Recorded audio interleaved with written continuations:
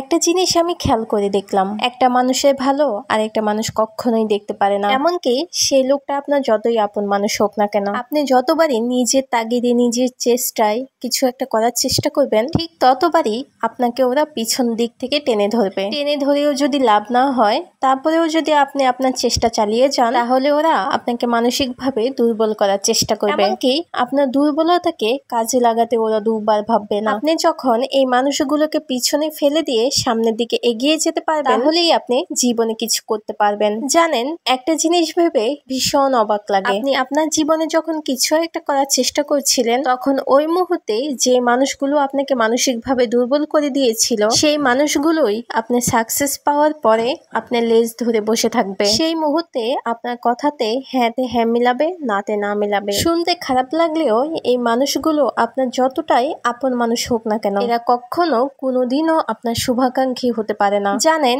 এই স্বার্থপরের দুনিয়ায় এক পাও কেউ স্বার্থ ছাড়া এগোয় না। জীবনে যদি কিছু করতে চান, তাহলে নিজের তাগিদে নিজের চেষ্টাই করুন। একটা কথা আমি বুঝেছি, খুব ভালোভাবেই বুঝেছি, আপনার পায়ের সাথে পা মিলিয়ে সাকসেসের পথে এগিয়ে যেতে আপনাকে কেউ সাহায্য করবে না। এই পথটা আপনাকে নিজে একাই হাঁটতে হবে। আমি জানি এই পথটা অনেকটাই কঠিন, তারপরেও নিজের চেষ্টা থাকতে হবে। জীবনে উপরে ওঠার সিঁড়িটা বড্ড কঠিন। যদি কখনো কেউ কাউকে সিঁড়ি বানিয়ে খুব সহজে উপরে উঠে যায়, তাহলে একটা কথা সবসময় মাথায় রাখবেন, ওই সিঁড়িটা যে কোনো মুহূর্তে দুমড়ে মুচড়ে ভেঙে পড়তে পারে। জীবনে যে জিনিসগুলো আপনি খুব সহজেই পেয়ে যাবেন, সেই জিনিসগুলো আপনার জীবন থেকে খুব সহজেই হারিয়ে যাবে। তার কারণ হচ্ছে, আমরা আমাদের জীবনে যে জিনিসগুলো খুব সহজে পেয়ে যাই, সেই জিনিসগুলোর মূল্য আমাদের জীবনে তেমন একটা থাকে না। অথচ আপনি যদি ওই সেম জিনিসটাই নিজে কঠোর পরিশ্রম করে অর্জন করে নেন, তাহলে আপনার জীবনে ওই জিনিসটার মূল্য